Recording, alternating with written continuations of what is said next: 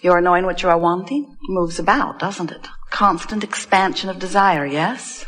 You like the feeling of desire? Easily fulfilled desire. Love that. When I want something I know I can get, really good. What about those desires that you haven't figured out where they will come from or when they will come or how they will come? How do you feel about those desires? We want you to come round to our understanding, sooner the better for you, to the place where you understand that every desire that is hatched from your awareness of this life is not just possible, it is probable. It's not just probable, it is vibrationally already done. Because when you give birth to an idea of a desire, that idea is a vibration that has the power to summon all of the elements to bring it to the fruition that you have imagined. In other words, when you imagine something, when you desire something, you don't imagine it as a vibrational blob. You don't imagine it as a vibrational frequency. You don't imagine it as a tone that emanates, that law of attraction surrounds. You imagine it in your life. You imagine it in your life, and you imagine you in the middle of it. So when your life lets you know what you don't want, an equal, proportionate, and opposite awareness of what you do want is launched or hatched or given birth to. We call it your rocket of desire, and it holds the components for the full actualization of whatever it is you are desiring with you right in the middle of it. In other words, this is not lightweight stuff you're doing as you are sifting through data and coming to conclusions about what would be better. The entire universe is based upon this principle of expansion, and you are leading edge creators right in the middle of the most dynamic expansion that is happening anywhere in the universe, anywhere in the all that isness of all that is.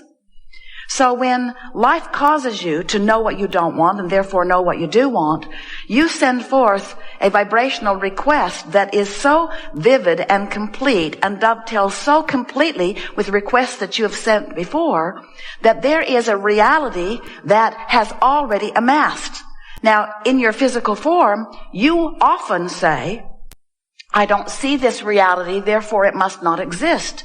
And we say, you can't see it yet with your eyes, you can't hear it yet with your ears, you can't smell it yet with your nose. Your physical indicators or translators of vibration are not yet viewing this vibrational reality.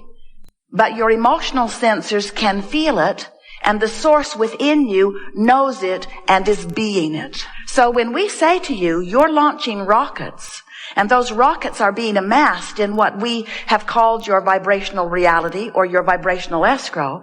We are today calling it your vortex of creation, but it does not matter what the name of it is. The larger part of you is smack dab in the middle of it. Law of attraction has already amassed all of the cooperative components, and it is a reality that we refer to in present tense. It's done. Your dream is done, and if you would know it as we know it, in that knowledge you harbor no resistance that prevents it from coming right now. The only thing that keeps your dream from manifesting so that you and others can see it in your reality that you call reality is because you've got a resistance to your vibrational reality. In short, you don't believe it. Or in short, you haven't practiced it long enough. Or in short, and really what's going on for most of you, you are so enamored with the reality that is manifested. Oh, have you seen what you do? You talk about it incessantly. You take snapshots of it constantly. The digital camera has not helped. You email the pictures to everyone. You write documents. You blog about it. You make historical monuments. You pick the worst things that have ever happened and make big hairy deals of them. And when new generations are born who have nothing to do with them, who want nothing to do with them, you sit them down and march them through the history of your broken world. Oh, you give them some of the good stuff too, but not very much. Mostly, you tell them about plights and bad stuff because you want them never to forget, and we want them never to remember. We want you to pay little attention to your now reality that has gone awry and sift through your now reality for things that feel good to you, because when you find things in your now reality that feel good to you, you activate a vibration that allows the good things in your vibrational reality to come to you. So we want to convince you here today, and of course we know that convincing is an odd word. It's not even really a word that has any true meaning, because there's no convincing anyone of anything. We can know, and we do, all there is to know about universal forces and law of attraction and the creative genius that is you. We can know, we hold firmly the knowledge of your value and worthiness. We know it, but us knowing it doesn't make you know it. If you're not in the vibrational vicinity of what we know, you can't get a glimpse of it. You can't feel it. In fact, sometimes when we know your value and worthiness in the way that we know it, when we feel our love and appreciation for your willingness to participate in this leading edge contrasting experience which gives birth to the expansion of the universe, when we know you as we know you, you don't necessarily know you as we know you. You can't, because words don't teach. It's only life experience that teaches.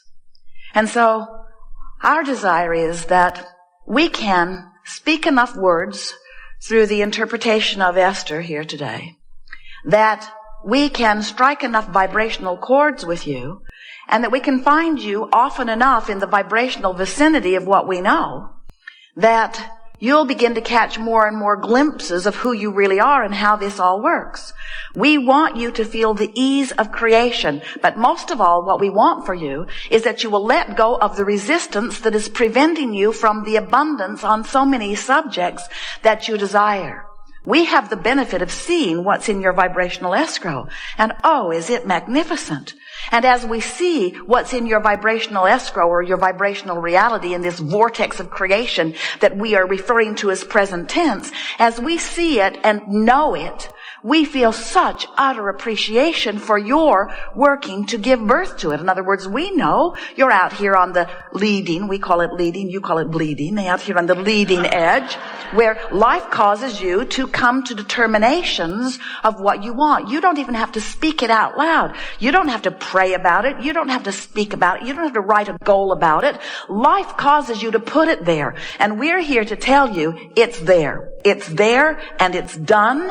And you'd have the results of it, the manifestational indicators. You'd have the real life proof of what you've created if you would stop thinking the thoughts that hold you in resistance to it. In other words, I really would like more money. It's done, but I'm so tired of not having enough money. You're not letting it in. Oh, I really need more money. It's done. I'm afraid of my financial situation. You're not letting it in. I really want more money. It's done, and it's a lot. You've been asking a lot. But the retailers are charging so much for things, I think it is outrageous what they want for that. You're not letting it in. I really want that beautiful such and such. It's done, but what would my mother think? What would my neighbor think? How can I justify that? That is wasteful. You're not letting it in. You have picked up along your physical trail so many habits of thoughts, that's what a belief is, that you are, most of you, veritable harborers of resistance to the very thing that you have become. And you know how you know when you are harboring resistance to the very thing that you have become? You feel the tug of war in not letting yourself be it, and that's what negative emotion is. When you've become abundant because life has caused you to ask for it, and you are beating the drum of not having enough money, and you feel anger or desperation or discouragement, those negative emotions are your indicator that you are in the moment offering resistance, and you are the only reason that the money isn't coming. It's not the economy. It's not because of reality TV taking all the jobs. It's not because you are cursed. It's not because you are inappropriate. It's because you have an active thought that contradicts the active thought in your vortex of creation. Now hear that. Active thought, active thought. If your life had not caused you to put an active thought in this reality that we are speaking of in present tense, hear us, it's done. If your life had not caused you to put it there, your resistance would not exist. Resistance only exists when you ask for something that you don't let yourself go to. In other words, resistance is an inside job. It's a personal thing. It has nothing to do with anyone or anything else on the planet. It's just you, the larger part of you, went someplace that the physical part of you isn't going, because you're stubbornly holding to bogus beliefs that are keeping you from the expansion that your life has inspired. Is sort of kind of getting this?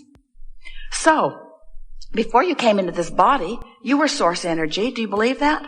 Or do you think that you just sort of, Jerry and Esther put a water feature in Texas, and the next day there were frogs.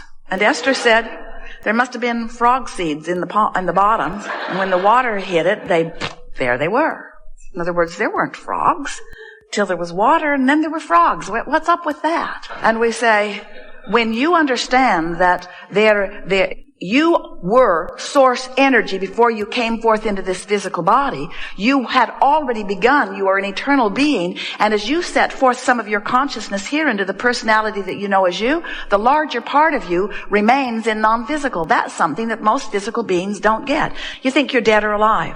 You ask questions like, will I come back again? Like you're not still already non-physically focused? The larger part of you is non-physical energy, the soul or source. Source. Think about what source means. If your source came here with you, there would be no source. Source remains non-physically focused. The larger part of you remains non-physically focused. And so here you are, sifting, deciding, and asking. And when you ask, immediately, the larger non-physical part of you becomes the vibrational equivalent of what you have asked for. Melding this new request, adding this amendment to the becoming of you. So when your life causes you to become, now there's the potential of resistance, because the physical you might not be ready to go. In fact, usually isn't. You're usually still beating the drum of why you wanted it, justifying why you wanted it, defending why you wanted it, complaining about not having it, frustrated about not having it, jealous of those who already do have it, picking on yourself about not being better at it. So as you hold yourself in these resistant thoughts, even though the larger part of you became it, as you beat the drum of not being able to see it yet, you hold yourself in resistance. So did you get that very important point? You would not feel negative emotion ever if you hadn't expanded beyond where you're letting yourself go. And that's what resistance is. Resistance is, I became more and didn't let myself go. A woman said to us one day, Abraham, it's not fair. I'm pretty positive. It was obvious by the frown on her face. But relatively speaking, she was relatively positive compared to her friend that she was pointing out. I have a friend who is so negative, complains about everything, and my friend is healthy and I am sick. What's up with that? And we said, everything that you feel is about the vibrational relationship between who you have become vibrationally and who you are allowing yourself to be in your physical form. If your friend has not asked for something and is being something different than what she did not ask for, did you hear that? If your friend didn't ask for it, and so she's being something different than that she did not ask for, then there's no resistance. But if you ask for something and you're being different from what you ask for, resistance. Sort of get it? If someone called you on the phone and said, hello, you don't know me. I'm just calling to tell you that I will never call you again. You would say, thanks for letting me know. But you wouldn't feel upset about it. But if someone you care about called and said, hello, you used to be the love of my life, and I'm calling to tell you that I'm never going to have contact with you again, you would feel something large, because your desire and this awareness are vibrationally worlds apart. So what we really want you to hear is, if your life has not caused you to expand, then you would have no need to keep up with the expansion. But when your life does cause you to expand, it's important for you to keep up with it. And do you know why people decline as they move through time?